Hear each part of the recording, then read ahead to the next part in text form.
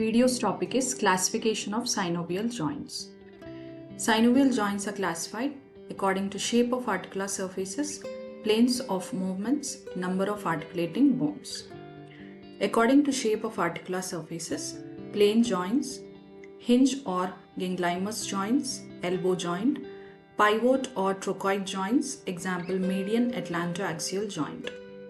Condylar joints, example temporomandibular joint.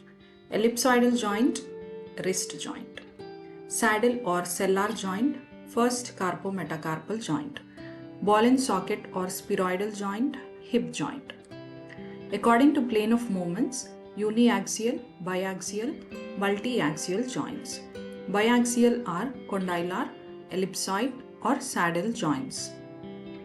According to number of articulating bones, simple joints, compound joints, and complex joints, where the joint cavity is divided by articular disc or meniscus. Example, knee joint.